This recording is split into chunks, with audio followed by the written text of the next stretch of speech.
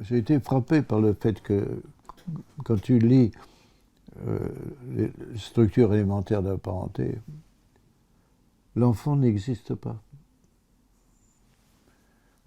Simplement, il faut avoir des filles pour pouvoir les échanger contre d'autres filles. Ça n'a pas de sens. La parenté, c'est la parenté d'enfant. On est parent quand on a des enfants. Sinon, on n'est pas parent. Donc je découvre un manquant, c'était mieux fondamental chez Lévi-Strauss, l'enfant. Comment on fait des enfants? C'est là que, à ce moment-là, ce que j'avais fait sur le terrain m'a servi parce que j'avais posé cette question. Alors, je ne la trouvais pas posée chez Lévi-Strauss ensuite. Je cherchais mes copains, non. Je regarde dans la banque de données qu'on appelle Atlas ethnographique de Murdoch. Je cherche parce que c'était au Collège de France quand même. Hein. Nous étions les seuls en Europe à avoir ce dépôt que Lévi-Strauss avait fait venir quand même. Ça, merci. Hein. Je cherche pour faire Métamorphose de la parenté. Je découvre sur 50 ans, en reprenant les grandes revues américaines, anglaises et françaises, peut-être 7, 10 anthropologues qui sont posés la question qu'est-ce qu'un enfant dans la société, etc. Et je découvre que partout, et c'est ça un invariant, partout il y a des agents qui contribuent à la conception de l'enfant, qui ne sont pas les humains. Donc même que la parenté elle-même est investie par la religion, enfin par l'imaginaire du monde, c'est pour te dire. Puisque chez les Barouillas, c'est le soleil qui finit les doigts, le nez, les doigts de pied, les doigts des mains, et le nez des fœtus. Mais que l'enfant qui sort avec une forme humaine complète, les doigts et le nez, n'est pas encore un homme, un être humain, parce qu'il n'a pas de nom. Et quand on lui donne un nom, c'est le nom d'un ancêtre en génération alternée. Maurice Godelier, c'est mon grand-père, et donc il y a une réincarnation. Grand-père, grand-oncle ou grand-tante, ça dépendait du clan. Un homme avec son sperme, une femme, alors utérus, je cherche quel est le mot utérus, enfin l'équivalent quoi. On dit guiliac. Guiliac, c'est un sac. C'est le sac dans lequel on porte les enfants, c'est l'utérus dans lequel on va mettre le sperme. Donc, le soleil, un ancêtre, la femme et mon sperme, ça fait 4 agents. Et quand je prends la littérature qui existait à l'époque pour moi, je retrouve que c'est toujours plusieurs agents et que c'est jamais un homme et une femme. Et quand Leach se moquait des spécialistes des aborigènes, parce que pour les aborigènes, le sperme ne fait pas d'enfant. C'était un esprit qui se réincarne, c'est compliqué. Et il rigolait, comme si avec comme on mettait ma queue dans un vagin, ça ne fait pas un enfant.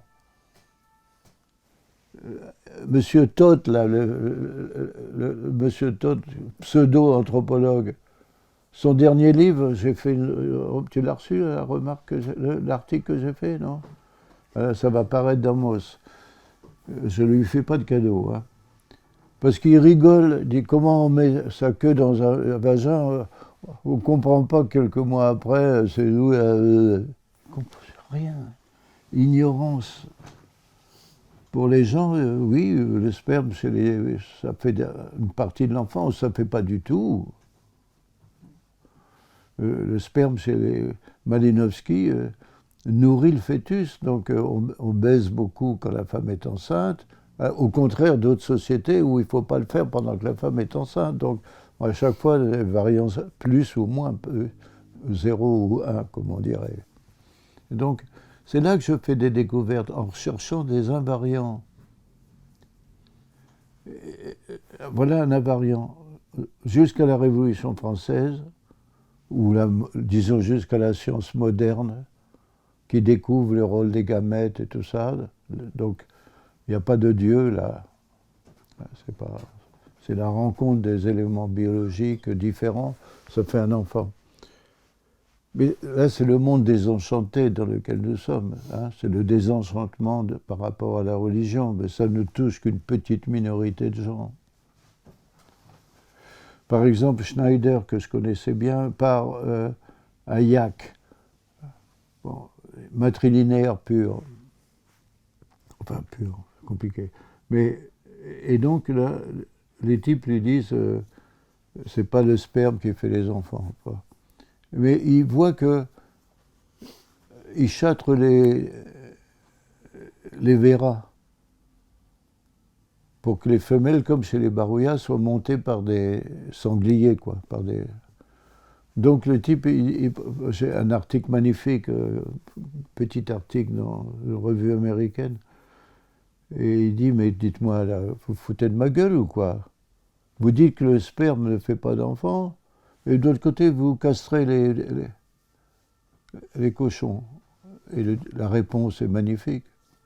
Mais on n'est pas des cochons, on est des hommes. Ça te montre tout de suite la différence. Le type, il avait raison, il avait été étonné comme blanc, quoi. Il avait posé la question rationnelle. Mais la réponse n'est pas à ce niveau. C'est autre chose que les types disent. Tu vois? Et ça, c'est très... Et donc, je travaille toujours pour essayer de trouver un principe d'organisation de la pensée et de la pratique en même temps, je ne sépare pas, qui se retrouve dans beaucoup de sociétés avec des variantes. Parce que, par exemple, quand j'ai étudié les 162 systèmes de parenté, pour faire mon livre, j'en avais plein le cul, quoi. Mais à un moment, je dis, mais après tout, comment ça marche? Et regarde, je trouve un invariant qu'il faut enseigner. Tout système de parenté est la combinaison d'abord de 3 principes. Un principe de descendance, à qui appartiendront les enfants d'une union sexuelle. Un principe d'alliance, quelles sont les femmes ou les hommes épousables ou inépousables, et pourquoi? Prohibition de l'inceste. Sinon, je baise ma mère et ma sœur. Je découvre donc, ensuite, alors le nouveau couple, je vais le trouver, il va vivre avec les parents ou il va vivre... Oh, ça, quatrième principe, c'est la localisation du nouveau couple. Mais cinquième principe, c'est qu'est-ce qu'un enfant? Puisqu'on a un homme, une femme, comment il faut un enfant? Alors c'est là qu'on voit la religion intervenir à l'intérieur de la parenté même. Parce que complètement, on n'a ni les enfants chez les Bistros, ni la religion. C'est-à-dire l'imaginaire du monde, quoi, les forces profondes de la vie. Il n'est pas. Tant mieux pour lui. Alors, évidemment, moi, je ne suis pas Françoise, comment ça s'appelait là? Héritier. Hein? C'est moi qui devais hériter de Lévi-Strauss. Vous savez comment j'ai été éliminé, quoi, au dernier moment. Pour Françoise Héritier, quand même, non? Bon. Donc, Lévi-Strauss me dit, vous pouvez candidater sur ma chaire. Et anthropologie sociale. Bon, très bien. Et il y a le dimanche des débats au Collège de France, à l'Assemblée. Je téléphone après-midi à Jacob, François Jacob, le prix Nobel, que je connaissais bien. Et il me dit, Godelier, c'est pas la peine de présenter votre candidature. Lévi-Strauss vient de supprimer sa chaire.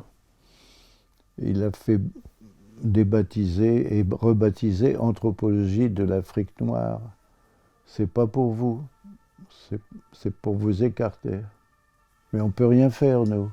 Si Lévi-Strauss nous propose, nous professeurs au collège, on dit oui, on a voté pour ça. Donc, alors le lendemain, le lundi, je vois Lévi-Strauss et qui me dit, ma chère, vous savez, je dis, écoutez, vous l'avez supprimé hier. Je le sais parce que j'ai téléphoné à deux de vos collègues, deux prix Nobel d'ailleurs, et ils m'ont dit, il était fou de rage. Il a, comme un chat, je lui ai mis son nez dans le caca, dans la pisse. Et à ce moment-là, comment il s'appelait le ministre de l'époque, français, ministre de l'Éducation nationale, qui avait dit qu'il fallait dégraisser le mammouth. Ah, il me téléphone, il me dit, tu sais, Lévi-Strauss ne veut aucune concurrence. Il choisit des gens qui ne le gêneront jamais. Bon, je me suis dit, ok.